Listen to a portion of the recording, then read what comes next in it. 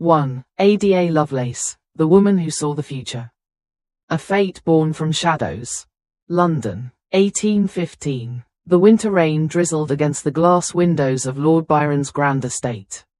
Inside, a child was born, not a poet, but a mathematical genius, Augusta Ada Byron, later known as Ada Lovelace. Yet, fate would soon cast her into a tragedy she never chose. Just weeks after Ada's birth, her mother, Anne Isabella Byron, discovered her husband's reckless and irresponsible nature. She decided to leave Lord Byron, taking their infant daughter with her and never allowing Ada to see her father again. Lord Byron left England soon after, and Ada grew up without ever knowing the legendary poet who was her father. Anne Isabella was a sharp-minded woman with a deep knowledge of mathematics, a rare trait among women at the time. But she did not teach Ada math merely for education. She used it to control her daughter's mind, ensuring that Ada would not inherit her father's wild and rebellious nature. From an early age, Ada was forced to study mathematics, logic, and science, subjects that society deemed unfitting for women. A child with wings bound. But Ada was no ordinary child. While other aristocratic girls were taught embroidery and music, Ada dreamed of flying machines. At just 12 years old, she became obsessed with understanding how birds flew and even designed a mechanical wing.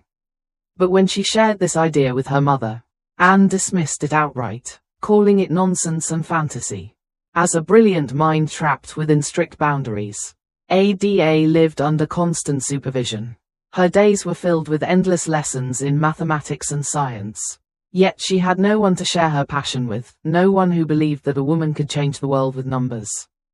Then, in 1833, at the age of 17, Ada had a fateful encounter that would change the course of her life. At a gathering of London's intellectual elite, she met Charles Babbage, a brilliant mathematician and engineer who was designing a mechanical computing machine called the difference engine. The moment Ada saw his design, her eyes lit up. She did not just understand how it worked, she saw beyond what anyone else had imagined. A genius rejected by society. Babbage immediately recognized Ada's genius and became her mentor. He helped refine her mathematical skills, while Ada, in turn, helped him envision possibilities he had never considered. But when Ada delved deeper into this nascent field of computing, she faced immediate resistance from society. A woman could not be a mathematician.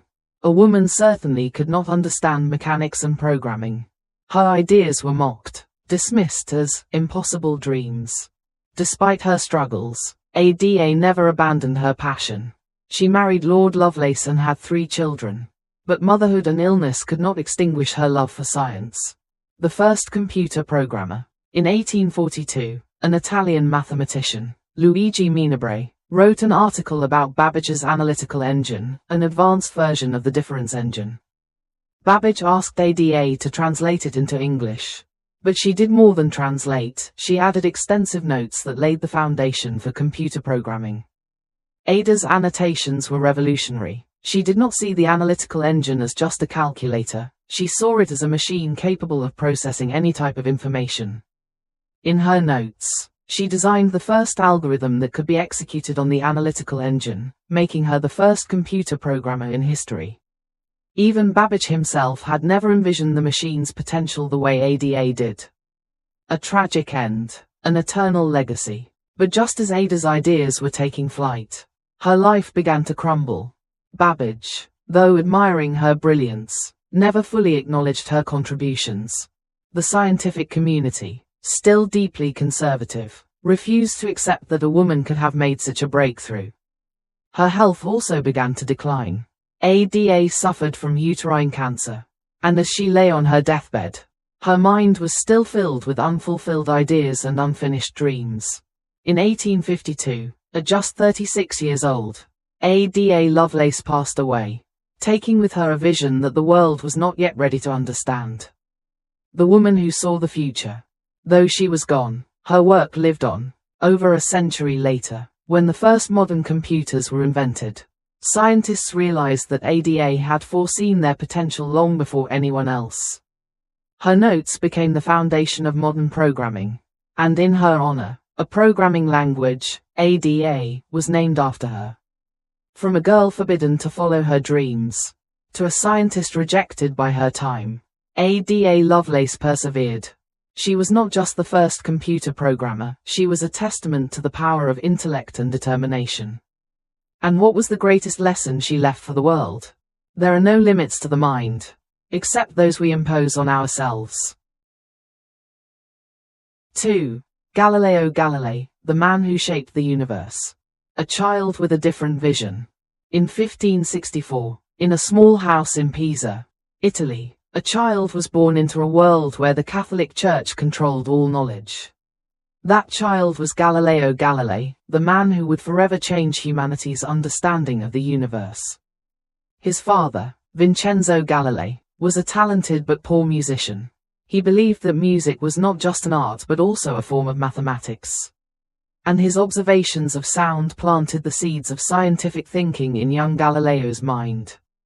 But Vincenzo was also a realist. He did not want his son to pursue paths that society would not accept. From childhood, Galileo displayed extraordinary curiosity. While other children played in the streets, he would spend hours observing the swinging of a pendulum, trying to discover its secrets. One day, while watching water droplets fall from a fountain, he wondered, could time be measured by these drops? But the world he lived in was not one for questions. It was a world where absolute faith in the Church and Aristotle's teachings had remained unquestioned for over 1,000 years. His first act of rebellion. In 1581, Galileo was sent to the University of Pisa to study medicine, as his father wished, but his heart did not belong to medicine. The study of the human body did not fascinate him like the rhythmic swinging of a pendulum or the hidden patterns of numbers. One day, while inside the Cathedral of Pisa, he noticed a hanging lamp swaying gently. He realized that its swinging motion remained consistent, regardless of how large or small the arc was. This observation became the foundation for the principle of the pendulum, an idea that would revolutionize timekeeping in the future. But instead of praise, Galileo was mocked. His professors ridiculed him when he questioned Aristotle's theories. At that time, Aristotle's teachings were considered absolute truth, and challenging them was like challenging the Church itself. Unwilling to conform, Galileo made a bold decision. He abandoned medicine and pursued mathematics. Much to his father's deep disappointment, since his family was not wealthy, this choice meant he would have to find his own way to survive. Years of struggle. After leaving the University of Pisa, Galileo struggled with poverty. Without a stable income, he often borrowed money just to survive. But instead of giving up, he doubled down on his research. One of his most famous discoveries came from an experiment that defied Aristotle's teachings. He found that when two objects of different weights were dropped from the same height, they hit the ground at the same time, a direct contradiction to Aristotle's claim that heavier objects fall faster. To prove this theory, legend has it that Galileo climbed the Leaning Tower of Pisa and dropped two spheres of different weights before a crowd of university scholars. Whether the story is true or not, he certainly conducted many experiments that proved his point. However, instead of being recognized, Galileo was forced out of the University of Pisa because his ideas were deemed too dangerous. With no other options, he moved to the University of Padua, where he secured a low-paying teaching job. But despite the hardships, this period became one of the happiest times in his life, a time when he was free to teach, research, and invent without restriction. Yet, fate was not done testing him. The battle with the Church. In 1609, Galileo heard rumors of a new invention from the Netherlands, a telescope. Without hesitation, he built his own improved version and pointed it toward the sky. What he saw would change the world forever. The moon was not perfect. As the Church claimed, it was covered in craters and mountains. Jupiter had 4 moons, proving that not everything revolved around the Earth. Most importantly, he found evidence supporting Copernicus' heliocentric theory. The Earth was not the center of the universe, it orbited the Sun. This discovery shook the foundations of belief. It directly contradicted the teachings of the Church, which had long declared that Earth was the center of creation. In 1616, Galileo was officially warned by the Church to remain silent. But he refused to give up. He continued his research, and in 1632, he published Dialogue Concerning the Two Chief World Systems, a brilliant yet sarcastic defense of heliocentrism. The book infuriated the Church. In 1633, Galileo was summoned before the Roman Inquisition, the most feared court of the Catholic Church. The prisoner who still looked to the stars.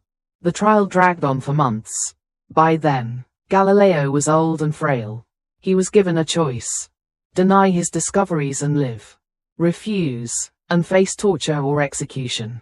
Under immense pressure, he was forced to kneel and publicly recant his theory, declaring that the earth did not move. But legend has it that as he left the courtroom, he whispered to himself, "E per se muove, and yet it moves." Galileo spent the rest of his life under house arrest. Even as his eyesight failed, he continued writing, thinking, and exploring. On January 8, 1642, Galileo Galilei passed away, a prisoner in his own home, yet a free man in thought. The legacy of a man ahead of his time.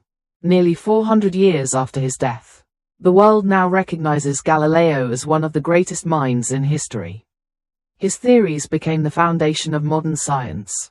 His story is one of courage, defiance, and the pursuit of truth, a man who stood against oppression and ignorance to unveil the true nature of the cosmos. And as he once believed, truth does not change, even if we choose to ignore it.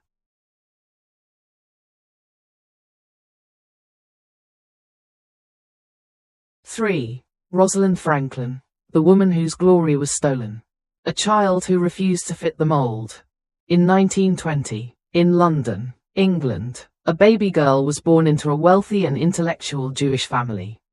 She was named Rosalind Franklin, a name that would later become a symbol of the fight for scientific justice and recognition. From an early age, Rosalind was different from other girls. While her peers were taught embroidery and social etiquette, she was fascinated by numbers and complex mathematical problems. She had an insatiable curiosity about how the world worked and a deep passion for scientific experiments. Her father, a man of traditional values, believed that women did not need to pursue scientific careers. But her mother saw Rosalind's potential and supported her, allowing her to follow her thirst for knowledge. At school, Rosalind excelled in her studies. She was particularly gifted in mathematics and science, but she constantly faced gender discrimination.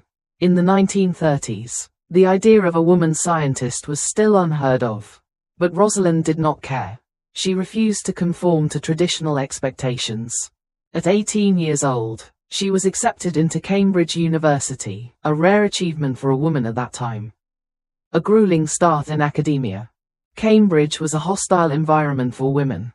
Female students were treated as second-class scholars, not considered equal to men. But Rosalind refused to be discouraged.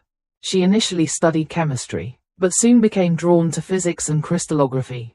She wanted to understand the structure of substances at the atomic level, a field that very few people understood at the time. Despite her brilliance, Rosalind was constantly undervalued, even though she was smarter and more hardworking than many of her male peers. She was still not treated fairly. Her professors frequently ignored her ideas during discussions.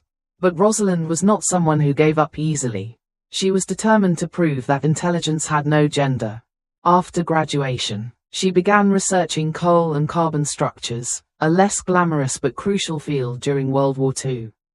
Her findings helped develop more durable, heat-resistant materials used in defense industries. But despite the importance of her work, she received little recognition. The race to unravel the mystery of DNA. In 1951, Rosalind Franklin was invited to King's College London to study the structure of DNA using X-ray diffraction. But this would turn out to be the most painful chapter of her career. From the moment she arrived, she felt isolated. She was the only woman in a lab full of male scientists. One of them, Maurice Wilkins, assumed she was his assistant. When he realized that she was a lead researcher, he could never accept it. Rosalind ignored the hostility and threw herself into her work. She conducted hundreds of experiments and finally captured the now famous Photo 51, the first clear image revealing the double helix structure of DNA. It was a groundbreaking discovery that had the potential to revolutionize biology. But then, betrayal struck. The stolen discovery. Without Rosalind's knowledge or permission, Wilkins secretly took Photo 51 and shared it with James Watson and Francis Crick, two scientists at Cambridge University who were also racing to decipher the structure of DNA. With her crucial data, Watson and Crick finally completed their model of the DNA double helix. In 1953, they published their discovery, announcing the structure of DNA to the world. But in their paper, Rosalind Franklin's name was nowhere to be found. Forgotten, but not defeated. Rosalind had been betrayed. She knew her work had been stolen. But the scientific world gave her no chance to fight back. Instead of dwelling on the injustice, she quietly left King's College and shifted her focus to virus research at Birkbeck College. There, she continued making groundbreaking discoveries, helping to map the structures of dangerous viruses. But once again, life tested her strength. In 1956, Rosalind was diagnosed with ovarian cancer, likely caused by years of exposure to X-ray radiation in the lab. Even as her health deteriorated, she refused to stop working. Until the very end, she continued her research, never ceasing her dedication to science. On April 16, 1958, Rosalind Franklin passed away at the age of 37, a short but extraordinary life. Recognition that came too late. 4 years after her death, in 1962, Watson, Crick, and Wilkins were awarded the Nobel Prize for their discovery of DNA's structure.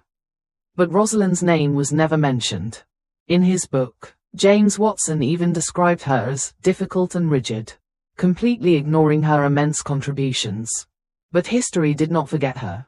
Today, Rosalind Franklin is recognized as one of the pioneers of DNA research.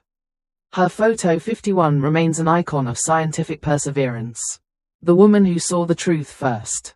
Rosalind Franklin's life is a testament to the struggles women face in science. But more importantly, it is a story of resilience and brilliance, a woman who never gave up, despite the world refusing to acknowledge her worth. And the greatest lesson she left behind: truth cannot be buried forever. No matter how forgotten or stolen, real intelligence will always be remembered. Today, when we look at the DNA double helix, we don't just see Watson and Crick. We see Rosalind Franklin, the woman who saw the truth before the world was ready to accept it.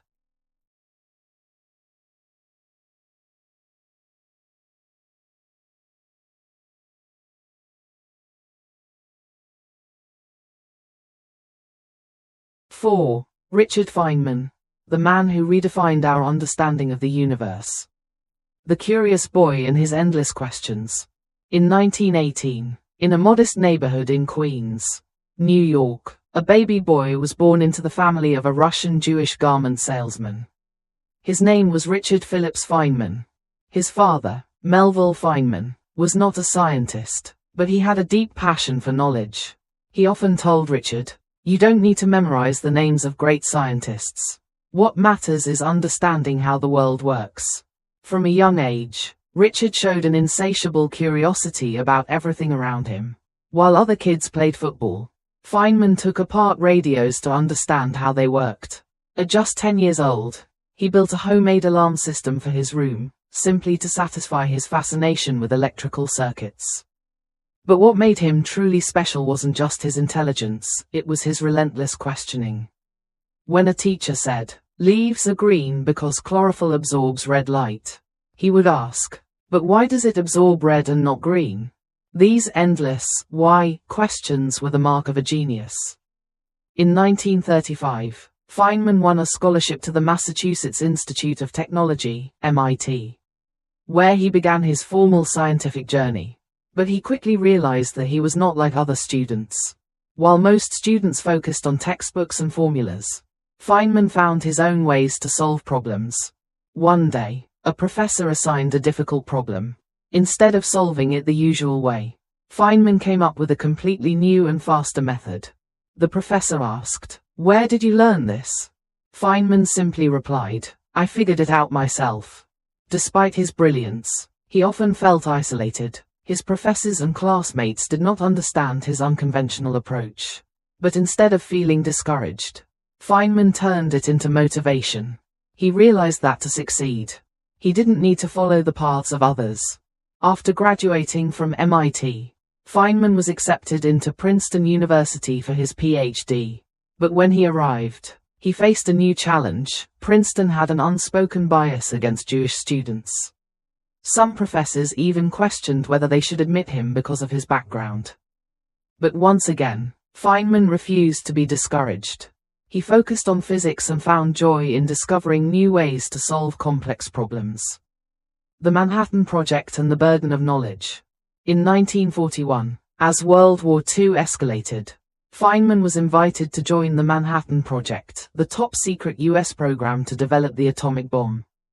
There, he worked alongside some of the greatest minds of his time: Niels Bohr, Enrico Fermi, Robert Oppenheimer. Despite being one of the youngest physicists, Feynman quickly established himself as a brilliant problem solver.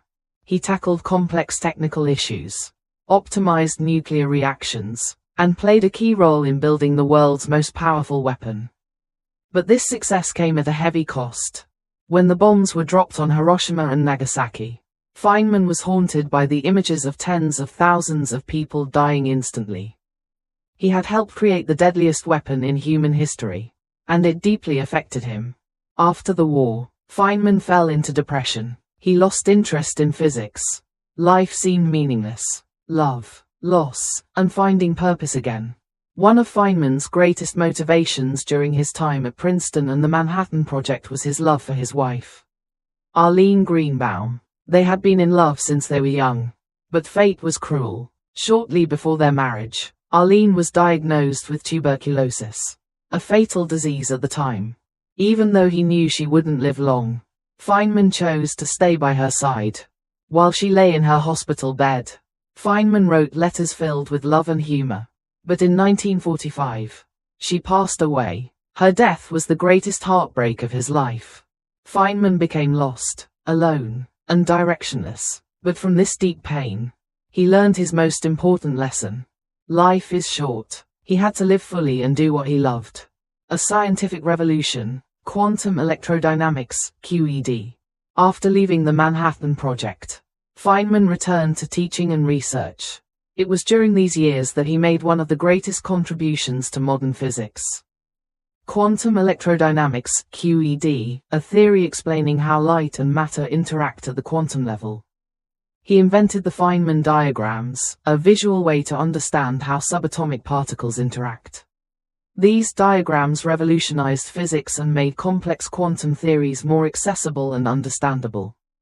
In 1965, Feynman was awarded the Nobel Prize in Physics. But he never cared for fame.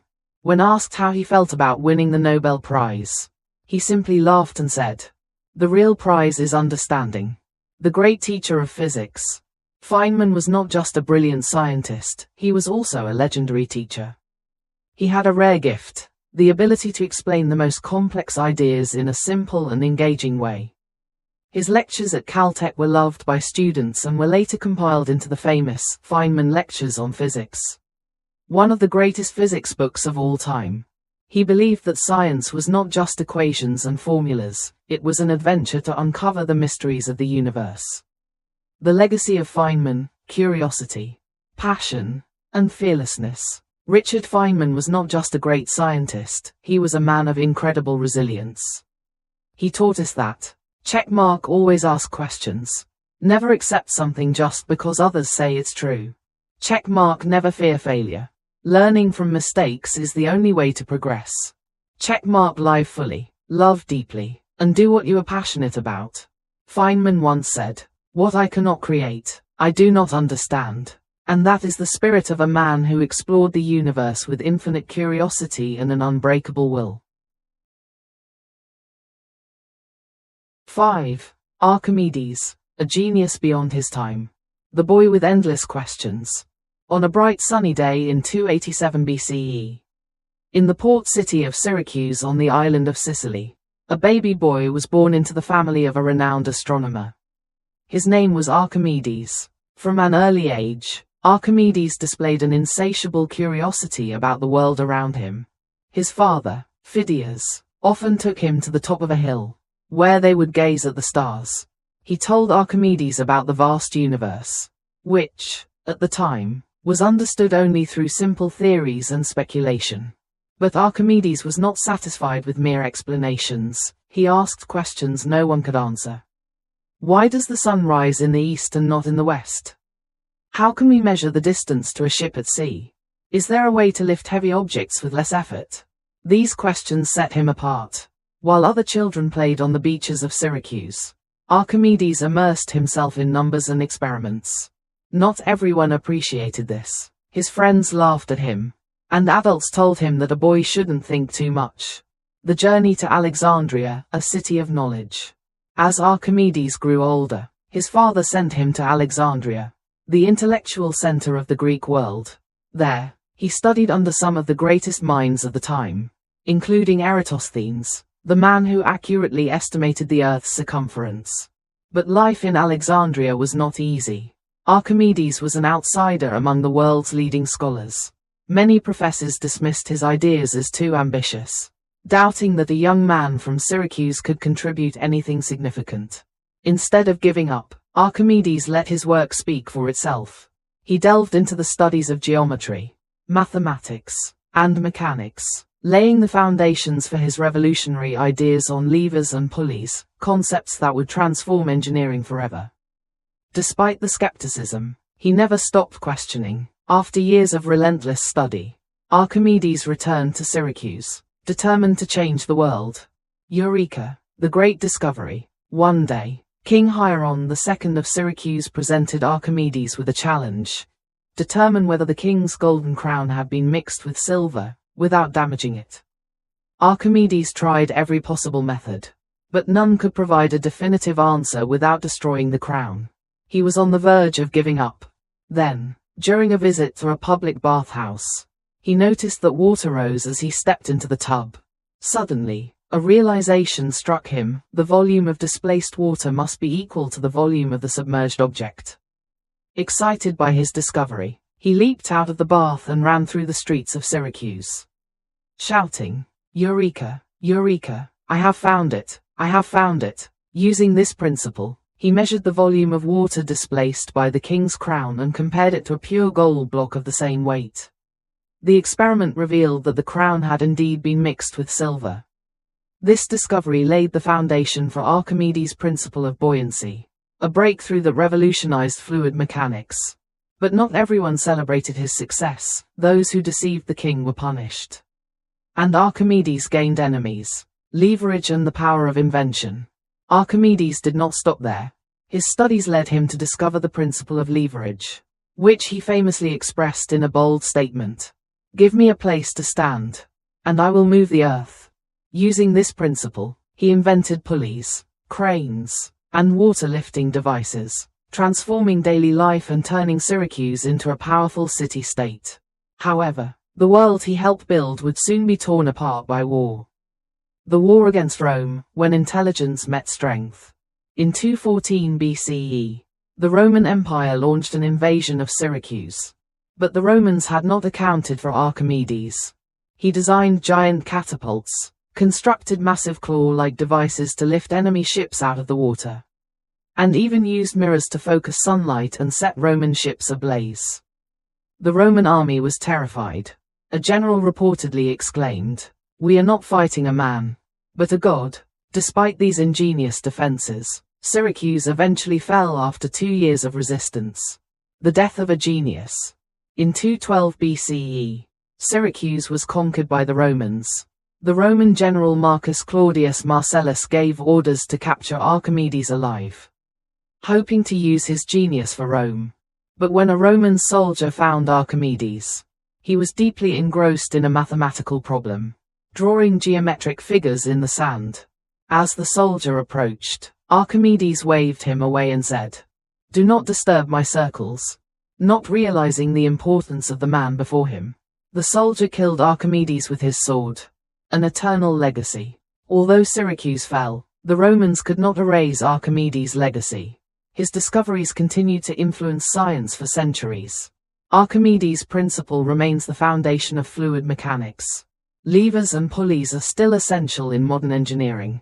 His mathematical theories became the basis for physics and mechanics. His name was never forgotten, and today, he is remembered as one of the greatest minds in human history. The genius who changed the world. Archimedes' story is not just one of brilliance, but also of perseverance, passion, and the power of human intellect to shape the world. His legacy teaches us. Checkmark, never stop asking questions. Checkmark, never stop searching for knowledge. Checkmark, one idea can change the course of history. And as he taught the world, keep questioning, keep searching, and one day, you too will change the world. Ada Lovelace, người phụ nữ thấy trước tương lai. Định mệnh sinh ra từ cái bóng. London, năm 1815. Cơn mưa mùa đông rơi lả tả bên ngoài những ô cửa kính của dinh thự Lord Byron, một nhà thơ lừng danh và cũng là một kẻ hoang dại. Đứa trẻ ra đời ngày hôm đó không phải là một thi sĩ, mà là một thiên tài toán học Georgia Ada Byron, sau này được biết đến với cái tên Ada Lovelace. Nhưng số phận đã sớm ném cô vào một bi kịch mà cô không thể lựa chọn. Chỉ vài tuần sau khi sinh Ada, mẹ cô, Anne Isabella Byron, phát hiện ra bản chất phóng túng và thiếu trách nhiệm của chồng mình. Bà quyết định rời bỏ Lord Byron, mang theo con gái nhỏ và không bao giờ cho phép Ada gặp lại cha mình. Lord Byron cũng rời nước Anh ngay sau đó, để lại đứa con gái của ông lớn lên mà không bao giờ biết đến người cha huyền thoại. Anne Isabella là một người phụ nữ sắc sảo, có kiến thức sâu rộng về toán học, một điều hiếm thấy ở phụ nữ thời bấy giờ. Nhưng bà không chỉ muốn Ada học toán vì mục đích giáo dục, mà còn muốn dùng nó để kiểm soát tâm hồn cô bé, ngăn không cho Ada thừa hưởng bản tính mơ mộng, bất kham của cha mình. Từ khi còn nhỏ, Ada đã bị ép phải học toán học, logic và khoa học, những thứ mà xã hội lúc bấy giờ coi là không phù hợp với nữ giới. Đứa trẻ với đôi cánh bị xích. Nhưng Ada không phải là một đứa trẻ bình thường. Trong khi những cô gái quý tộc khác học về thêu thùa, đàn hát, Ada lại mơ về những cỗ máy biết bay. Năm 12 tuổi, cô đã say mê nghiên cứu nguyên lý vận hành của cánh chim và thiết kế một bộ cánh cơ học. Tuy nhiên, khi cô chia sẻ ý tưởng này với mẹ, bà An đã thẳng thừng bác bỏ, cho rằng đó chỉ là những suy nghĩ hoang đường. Là một thiên tài bị trói buộc trong khuôn khổ, Ada phải sống dưới sự giám sát nghiêm ngặt của mẹ. Mỗi ngày của cô là một chuỗi dài các bài học về toán học, logic và khoa học, nhưng không có ai để chia sẻ đam mê, không có ai tin rằng một cô gái có thể thay đổi thế giới bằng những con số. Năm 1833, khi Ada 17 tuổi, một cuộc gặp gỡ định mệnh đã thay đổi cả cuộc đời cô. Tại một buổi tiệc của giới trí thức London, cô gặp Charlie Babbage, một nhà toán học và kỹ sư thiên tài, người đang nghiên cứu một cỗ máy tính cơ học mang tên máy sai số. Khi Ada nhìn thấy bản thiết kế của ông, mắt cô sáng lên. Cô không chỉ hiểu được cách vận hành của nó, mà còn nhìn thấy xa hơn bất kỳ ai khác. Thiên tài bị từ chối. Babbage nhanh chóng nhận ra tài năng của Ada và trở thành người thầy của cô. Ông giúp cô trau dồi khả năng toán học, còn Ada giúp ông nhìn thấy những điều mà ngay cả ông cũng chưa từng nghĩ đến. Nhưng khi Ada bắt đầu đào sâu vào lĩnh vực khoa học máy tính non trẻ, cô lập tức vấp phải sự phản đối từ xã hội. Một phụ nữ không thể nào là nhà toán học, và chắc chắn không thể nào hiểu được cơ khí và lập trình. Những ý tưởng của cô bị cười nhạo, bị coi là ảo tưởng viển vông. Những năm sau đó, Ada phải vật lộn với chính cuộc đời mình. Cô kết hôn với bá tước Lovelace và sinh 3 đứa con, nhưng cuộc sống gia đình không thể dập tắt niềm đam mê khoa học của cô. Giữa lúc vừa làm mẹ, vừa chiến đấu với bệnh tật và sự phản đối của xã hội, cô vẫn kiên trì nghiên cứu về máy tính của Babbage. Năm 1842, khi nhà toán học người Ý, Luigi Menabrea viết một bài báo về máy phân tích, một phiên bản tiên tiến hơn của máy sai số, Babbage đã nhờ Ada dịch nó sang tiếng Anh. Nhưng Ada không chỉ dịch, cô còn thêm vào đó một loạt chú thích mở rộng thứ sau này trở thành nền tảng cho lập trình máy tính. Chiếc cầu nối giữa con người và máy móc. Chú thích của Ada không chỉ là một bản dịch đơn thuần. Trong đó, cô đã thiết kế một thuật toán có thể được thực thi trên máy phân tích thuật toán đầu tiên trong lịch sử nhân loại. Cô không chỉ thấy chiếc máy như một công cụ tính toán, mà là một cỗ máy có thể xử lý mọi loại thông tin một tầm nhìn mà ngay cả Babbage cũng không có. Nhưng cũng chính lúc đó, những sóng gió đời cô bắt đầu nổi lên. Babbage dù ngưỡng mộ Ada, lại không hoàn toàn công nhận những ý tưởng của cô. Giới khoa học vẫn còn quá bảo thủ, không thể chấp nhận một người phụ nữ có thể đi xa đến vậy. Cuộc đời Ada càng trở nên nghiệt ngã khi sức khỏe của cô suy sụp. Cô mắc bệnh ung thư tử cung và dần trở nên yếu ớt. Những ngày cuối đời, khi nằm trên giường bệnh, cô vẫn tiếp tục suy nghĩ về những ý tưởng chưa hoàn thành. Năm 1852, ở tuổi 36, Ada Lovelace qua đời, mang theo những hoài bão mà chưa kịp thực hiện. Di sản của một người đi trước thời đại. Ada Lovelace ra đi, nhưng những ghi chép của cô không bị quên lãng. Hơn một thế kỷ sau, khi những chiếc máy tính đầu tiên được phát minh, người ta mới nhận ra rằng Ada đã nhìn thấy tương lai từ rất lâu trước đó. Những chú thích của cô chính là nền tảng cho lập trình máy tính hiện đại, và tên cô đã được đặt cho một ngôn ngữ lập trình Ada, để vinh danh người phụ nữ đầu tiên viết chương trình máy tính. Từ một cô gái bị cấm đoán theo đuổi ước mơ, đến một nhà khoa học bị thế giới quay lưng, Ada Lovelace vẫn kiên trì đi đến cùng với niềm đam mê của mình. Cô không chỉ là người đầu tiên lập trình máy tính, mà còn là minh chứng cho sức mạnh của trí tuệ và ý chí con người. Và bài học lớn nhất mà Ada Lovelace để lại cho thế giới là gì? Không có giới hạn nào cho trí tuệ, ngoại trừ những giới hạn mà chúng ta tự đặt ra.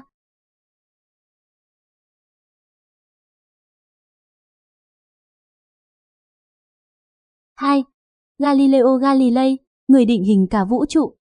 Đứa trẻ với cái nhìn khác biệt. Năm 1564, trong một ngôi nhà nhỏ ở Pisa, Ý, một đứa trẻ ra đời giữa thời kỳ mà giáo hội Công giáo kiểm soát mọi khía cạnh của tri thức.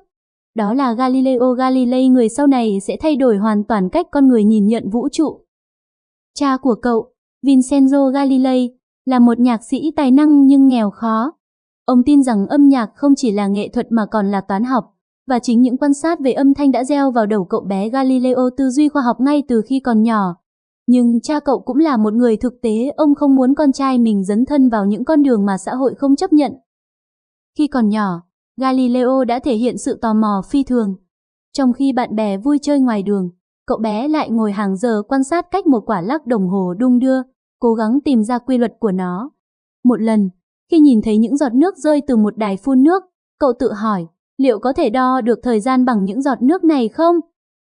Nhưng thế giới mà Galileo đang sống không phải là thế giới của những câu hỏi. Nó là thế giới của niềm tin tuyệt đối vào giáo hội và những gì Aristotle đã nói từ hơn 1000 năm trước. Cuộc nổi loạn đầu tiên. Vào năm 1581, Galileo được gửi đến Đại học Pisa để học y khoa, theo mong muốn của cha mình. Nhưng trái tim ông không thuộc về y học. Những buổi giảng về cơ thể con người không làm ông say mê như những con lắc đung đưa hay những con số bí ẩn. Một ngày nọ, khi đang ở trong nhà thờ lớn của Pisa, Galileo nhận thấy một ngọn đèn treo trên trần đang dao động nhẹ. Ông nhanh chóng nhận ra rằng thời gian dao động của nó gần như không đổi, dù biên độ thay đổi. Đây chính là ý tưởng ban đầu của nguyên lý con lắc đồng hồ, một phát hiện mà ông không hề biết sẽ cách mạng hóa khoa học về sau. Nhưng thay vì được hoan nghênh, Galileo lại bị coi là một kẻ lập dị. Giáo viên của ông chế giễu khi ông nghi ngờ những lý thuyết của Aristotle. Vào thời đó, Aristotle được coi là chân lý tuyệt đối, và việc thách thức tư tưởng của ông chẳng khác gì chống lại giáo hội. Không chịu khuất phục, Galileo quyết định bỏ học y khoa và chuyển sang nghiên cứu toán học, một quyết định khiến cha ông vô cùng thất vọng. Gia đình ông không giàu có, và điều đó đồng nghĩa với việc Galileo sẽ phải tự tìm cách nuôi sống bản thân. Những năm tháng đói khát. Sau khi rời Đại học Pisa, Galileo vật lộn với cuộc sống nghèo khó. Ông không có công việc ổn định, thường xuyên phải vay tiền để sống qua ngày. Nhưng thay vì từ bỏ, ông lao vào nghiên cứu. Ông phát hiện ra rằng khi hai vật có trọng lượng khác nhau rơi từ cùng một độ cao, chúng sẽ chạm đất cùng một lúc, hoàn toàn trái ngược với những gì Aristotle từng nói. Nhưng làm thế nào để chứng minh điều đó? Người ta đồn rằng Galileo đã leo lên tháp nghiêng Pisa và thả hai quả cầu có trọng lượng khác nhau xuống đất trước mặt các giáo sư của đại học.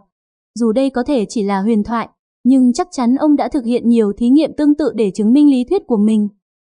Dẫu vậy, thay vì được công nhận, Galileo bị loại khỏi Đại học Pisa vì tư tưởng quá nguy hiểm. Không còn lựa chọn nào khác, ông đến Đại học Padua và tìm được một công việc giảng dạy.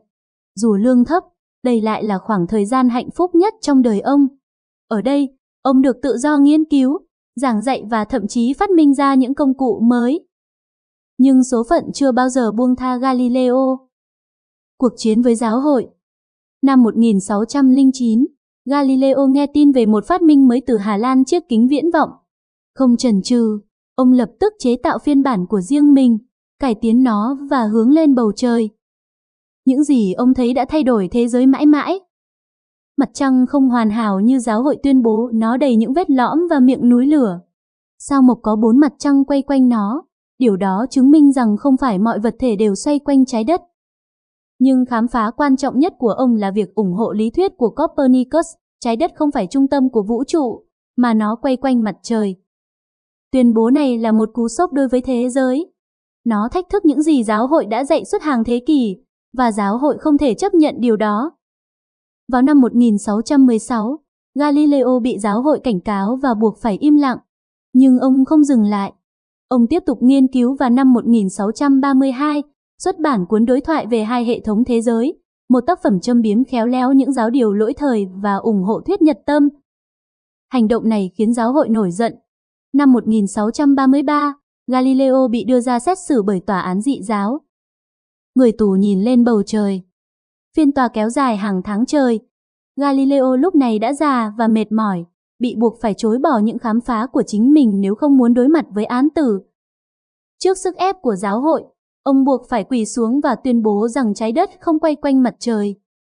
Nhưng người ta nói rằng, khi rời khỏi tòa án, ông đã thì thầm, "E pur si muove", dù sao nó vẫn quay. Galileo bị quản thúc tại gia cho đến hết đời.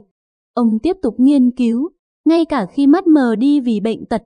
Dù bị giam cầm, trí tuệ của ông vẫn bay xa hơn cả những bức tường nhà tù. Ngày 8 tháng 1 năm 1642, Galileo Galilei qua đời, cô độc nhưng với một di sản bất diệt. Bài học từ một người đi trước thời đại. Gần 400 năm sau cái chết của ông, thế giới đã thừa nhận rằng Galileo là một trong những bộ óc vĩ đại nhất lịch sử.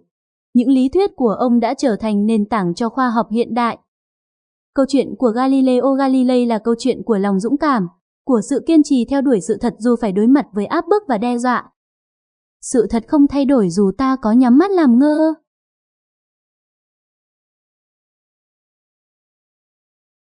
3. Rosalind Franklin, người phụ nữ bị đánh cắp vinh quang. Đứa trẻ không đi theo khuôn mẫu. Năm 1920, tại London, nước Anh, một bé gái chào đời trong một gia đình Do Thái giàu có và trí thức. Cô được đặt tên là Rosalind Franklin, cái tên sau này sẽ trở thành biểu tượng của sự đấu tranh cho khoa học và công bằng. Từ nhỏ, Rosalind đã không giống với những cô gái khác. Trong khi các bạn nữ cùng trang lứa được dạy về thêu thùa và lễ nghi xã hội, cô lại say mê với những con số và các bài toán hóc búa. Cô đặc biệt yêu thích các thí nghiệm khoa học, luôn tò mò về cách vạn vật hoạt động. Cha cô, một người đàn ông có tư tưởng truyền thống, tin rằng phụ nữ không cần theo đuổi sự nghiệp khoa học. Nhưng mẹ cô lại là người hiểu con gái mình. Bà ủng hộ đam mê của Rosalind, và nhờ đó, cô có cơ hội theo đuổi tri thức mà mình khao khát. Ở trường học, Rosalind thể hiện tài năng xuất sắc. Cô đặc biệt giỏi toán và khoa học, nhưng luôn phải đối mặt với định kiến của xã hội về giới tính. Trong những năm 1930, ý tưởng về một nữ khoa học gia vẫn còn xa lạ. Nhưng Rosalind không quan tâm. Cô không chấp nhận việc bị xếp vào những khuôn mẫu truyền thống. Năm 18 tuổi, cô thi đậu vào Đại học Cambridge, một thành tựu hiếm có đối với một phụ nữ vào thời điểm đó. Những năm tháng đầu đầy gian nan. Cambridge là một môi trường khắc nghiệt đối với phụ nữ. Họ bị xem là những sinh viên hạng 2, không được đối xử ngang hàng với nam giới. Nhưng Rosalind không để điều đó ngăn cản mình. Cô theo học ngành hóa học, nhưng nhanh chóng nhận ra rằng mình thích thú với vật lý và tinh thể học hơn. Cô muốn tìm hiểu cấu trúc của các chất ở mức độ nguyên tử, thứ mà rất ít người có thể hiểu vào thời điểm đó. Tuy nhiên, trong suốt thời gian ở Cambridge, Rosalind thường xuyên bị đánh giá thấp. Dù thông minh và chăm chỉ hơn nhiều đồng nghiệp nam, cô vẫn không được đối xử công bằng. Giáo sư của cô thường xuyên bỏ qua ý kiến của cô trong các cuộc thảo luận. Nhưng Rosalind không dễ dàng từ bỏ. Cô quyết tâm chứng minh rằng trí tuệ không phân biệt giới tính. Sau khi tốt nghiệp, Cô tiếp tục nghiên cứu về than và carbon, một lĩnh vực ít được chú ý nhưng lại cực kỳ quan trọng trong Thế chiến thứ hai. Những phát hiện của cô giúp cải tiến các loại vật liệu bền hơn, chịu nhiệt tốt hơn, được sử dụng trong ngành công nghiệp quốc phòng. Nhưng dù những đóng góp của cô rất quan trọng, cô vẫn không được ghi nhận đúng mức. Cuộc đua giải mã bí ẩn DNA. Năm 1951, Rosalind Franklin được mời đến làm việc tại King's College London, nơi cô sẽ nghiên cứu về cấu trúc của DNA bằng phương pháp nhiễu xạ tia X. Nhưng đây lại là bước ngoặt đầy đau khổ trong sự nghiệp của cô. Ngay từ ngày đầu tiên, cô đã cảm thấy bị cô lập. Trong phòng thí nghiệm, cô là người phụ nữ duy nhất giữa một nhóm toàn đàn ông. Maurice Wilkins, một đồng nghiệp nam, ban đầu nghĩ rằng cô chỉ là một trợ lý của ông, và khi biết Rosalind là một nhà khoa học thực thụ, ông đã không thể chấp nhận điều đó. Rosalind không để tâm đến sự lạnh nhạt của Wilkins. Cô lao đầu vào công việc, thực hiện hàng trăm thí nghiệm và cuối cùng đã chụp được bức ảnh nổi tiếng photo 51, hình ảnh đầu tiên cho thấy cấu trúc xoắn kép của DNA. Đây là một khám phá mang tính cách mạng, có thể thay đổi toàn bộ ngành sinh học. Nhưng rồi bi kịch xảy ra. Wilkins không được Rosalind tin tưởng, đã lén lút lấy bức ảnh photo 51 và chia sẻ với James Watson và Francis Crick, hai nhà khoa học tại Đại học Cambridge cũng đang nghiên cứu về DNA. Với bức ảnh này, Watson và Crick đã có được mảnh ghép quan trọng nhất để hoàn thiện mô hình xoắn kép của họ. Năm 1953, Watson và Crick công bố phát hiện về cấu trúc DNA, nhưng không hề nhắc đến công. Bị lãng quên nhưng không gục ngã. Rosalind bị phản bội. Cô biết rằng những nghiên cứu của mình đã bị đánh cắp, nhưng xã hội khoa học lúc đó không cho cô cơ hội để đấu tranh. Thay vì tranh cãi hay tìm cách đòi lại công bằng, cô lặng lẽ rời khỏi King's College và chuyển sang nghiên cứu về virus tại Birkbeck College. Ở đây, cô tiếp tục những công trình xuất sắc, giúp khám phá cấu trúc của nhiều loại virus nguy hiểm. Nhưng rồi cuộc đời lại một lần nữa thử thách cô. Năm 1956, Rosalind phát hiện mình bị ung thư buồng trứng, có thể là hậu quả từ việc tiếp xúc lâu dài với tia X trong phòng thí nghiệm. Dù bị bệnh nặng, cô vẫn tiếp tục nghiên cứu. Cho đến những ngày cuối cùng của cuộc đời, cô vẫn kiên trì làm việc, không ngừng cống hiến cho khoa học. Ngày 16 tháng 4 năm 1958, Rosalind Franklin qua đời ở tuổi 37, một cuộc đời ngắn ngủi nhưng vĩ đại. Sự thừa nhận đến quá muộn. 4 năm sau cái chết của cô, năm 1962, Watson, Crick và Wilkins nhận giải Nobel cho khám phá về cấu trúc DNA, nhưng Rosalind không được nhắc đến. Watson trong cuốn sách của mình thậm chí còn miêu tả Rosalind như một người phụ nữ khó chịu và cứng nhắc, hoàn toàn bỏ qua những đóng góp vĩ đại của cô. Nhưng thời gian đã làm sáng tỏ sự thật. Ngày nay, Rosalind Franklin được công nhận là một trong những nhà khoa học tiên phong trong nghiên cứu về DNA. Bức ảnh photo 51 của cô trở thành biểu tượng của sự kiên trì và cống hiến.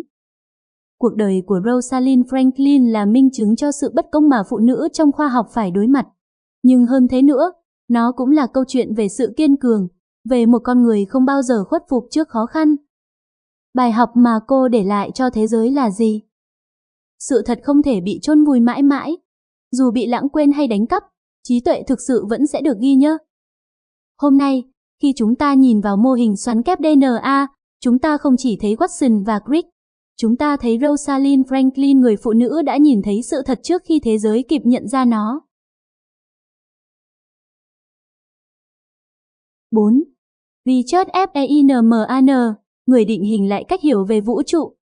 Cậu bé tò mò và những câu hỏi không hồi kết. Năm 1918, tại một khu dân cư bình thường ở Queens, New York, một cậu bé chào đời trong gia đình của một người bán quần áo Do Thái gốc Nga. Tên cậu là Richard Phillips Feynman. Cha cậu, Melville Feynman, không phải là một nhà khoa học, nhưng ông có một niềm đam mê sâu sắc với tri thức. Ông thường nói với Richard, con không cần phải nhớ những cái tên vĩ đại trong khoa học. Hãy hiểu cách thế giới hoạt động, đó mới là điều quan trọng. Từ nhỏ, Richard đã bộc lộ trí tò mò mãnh liệt với mọi thứ xung quanh. Khi các bạn đồng trang lứa chơi đùa với bóng đá, cậu bé Feynman lại thích tháo rời radio để tìm hiểu cách nó hoạt động. Khi lên 10 tuổi, cậu tự xây dựng một hệ thống báo động điện cho phòng mình, chỉ để thỏa mãn niềm đam mê với mạch điện. Nhưng điều khiến cậu đặc biệt hơn cả không chỉ là trí thông minh, mà là cách cậu đặt câu hỏi về mọi thứ. Khi thầy giáo nói lá cây màu xanh vì diệp lục hấp thụ ánh sáng đỏ, Cậu sẽ hỏi, nhưng tại sao nó lại hấp thụ ánh sáng đỏ mà không phải xanh? Những câu hỏi không hồi kết ấy chính là dấu hiệu của một thiên tài. Năm 1935, Richard Feynman nhận được học bổng vào Học viện Công nghệ Massachusetts MIT, nơi cậu bắt đầu con đường khoa học chuyên sâu.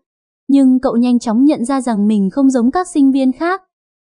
Trong khi những sinh viên khác tập trung học theo giáo trình, Feynman lại tự tìm cách tiếp cận vấn đề bằng những phương pháp riêng.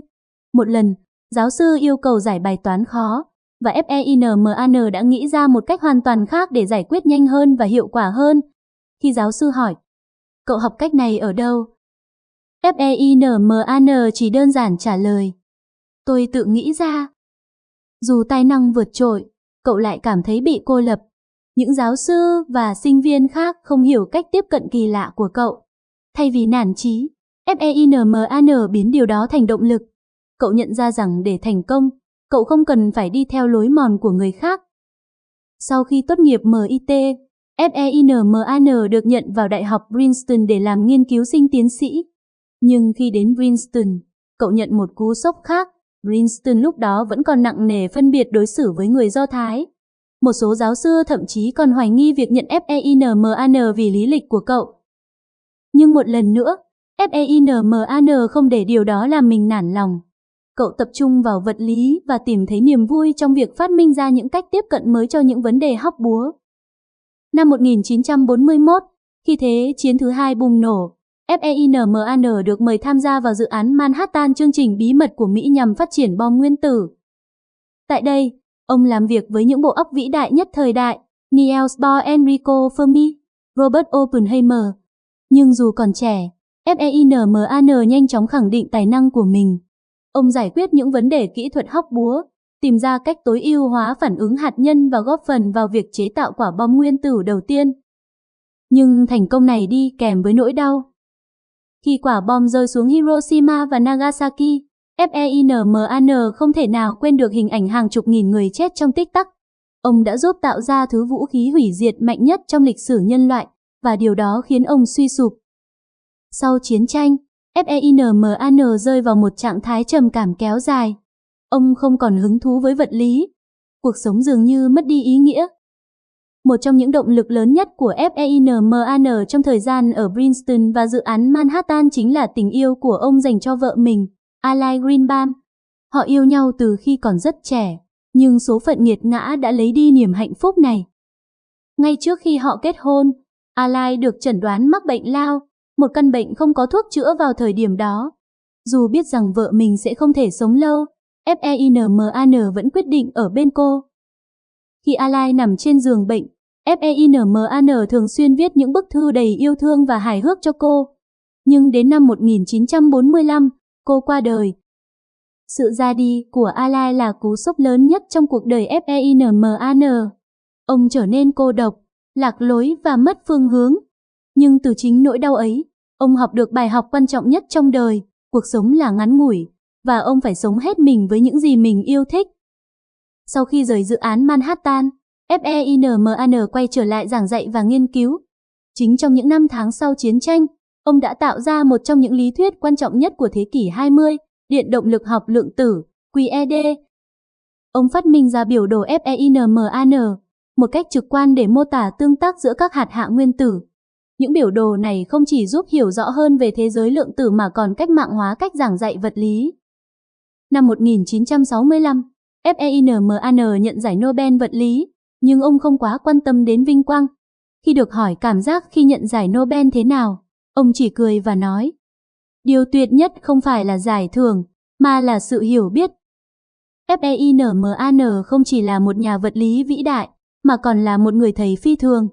Ông có khả năng giải thích những khái niệm phức tạp theo cách đơn giản và thú vị.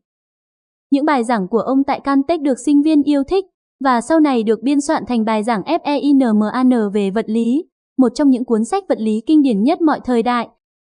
Ông tin rằng khoa học không phải là những công thức khô khan, mà là một cuộc phiêu lưu để khám phá những điều kỳ diệu của vũ trụ. Richard Feynman không chỉ là một nhà khoa học vĩ đại, mà còn là một con người với nghị lực phi thường. Ông dạy chúng ta rằng, luôn đặt câu hỏi, đừng chấp nhận điều gì chỉ vì người khác nói nó đúng. Đừng sợ thất bại. học hỏi từ sai lầm là cách duy nhất để tiến bộ. Sống hết mình, yêu hết mình, và làm những gì mình đam mê. Feinman từng nói, điều tôi không thể tạo ra, tôi không thể hiểu. Và đó chính là tinh thần của một người khai phá vũ trụ bằng trí tuệ và lòng tò mò vô hạn.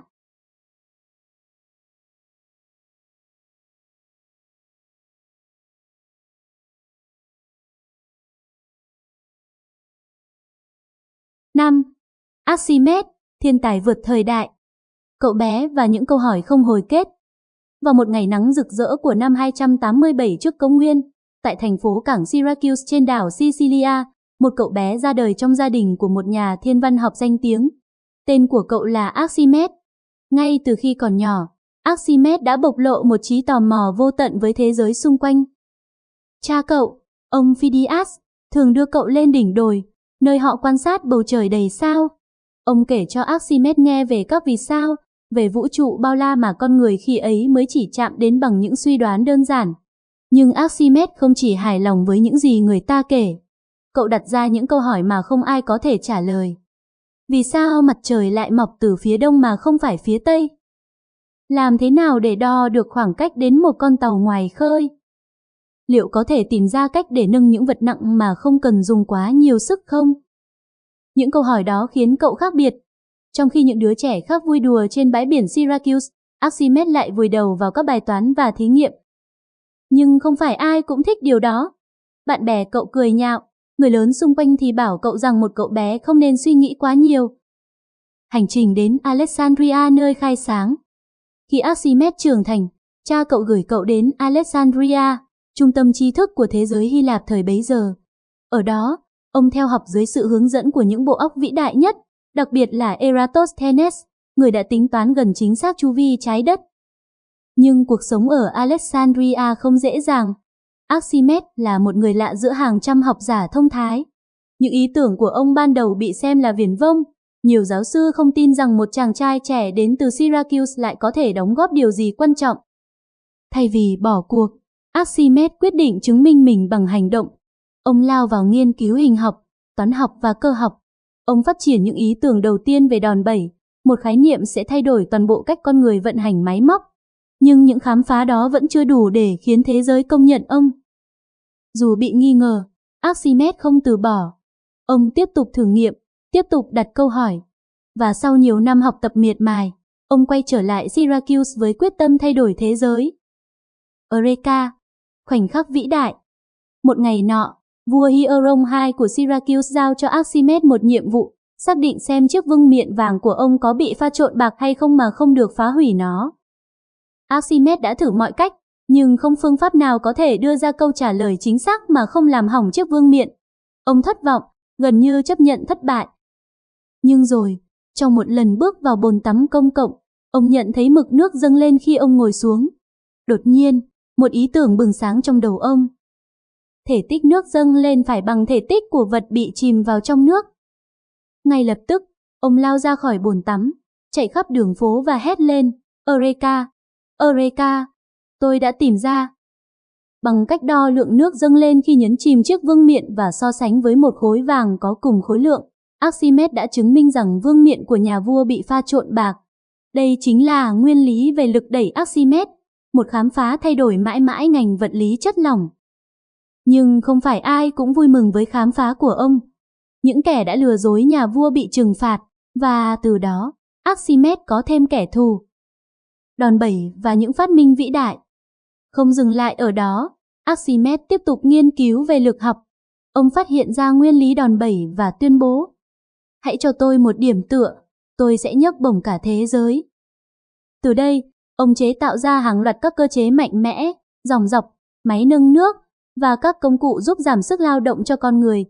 Những sáng chế này không chỉ làm thay đổi cuộc sống thường nhật mà còn giúp Syracuse trở thành một trong những thành phố mạnh mẽ nhất thời bấy giờ. Nhưng rồi, thế giới hòa bình mà ông xây dựng nhanh chóng bị chiến tranh phá hủy. Cuộc chiến với Rome khi trí tuệ gặp sức mạnh. Năm 214 trước công nguyên, đế quốc La Mã tiến đánh Syracuse. Nhưng Syracuse có một vũ khí mà họ không ngờ đến, Archimedes. Ông thiết kế những cỗ máy bắn đá khổng lồ, dòng dọc giúp nâng những con tàu La Mã lên khỏi mặt nước, và thậm chí còn tạo ra những tấm gương hội tụ ánh sáng mặt trời để đốt cháy thuyền địch. Những phát minh này khiến quân La Mã kinh hãi.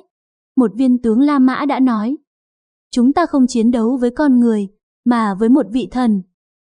Nhưng dù Syracuse chống cự anh dũng, thành phố cuối cùng cũng thất thủ sau 2 năm. Cái chết của một thiên tài. Năm 212 trước công nguyên, Syracuse thất thủ trước quân La Mã.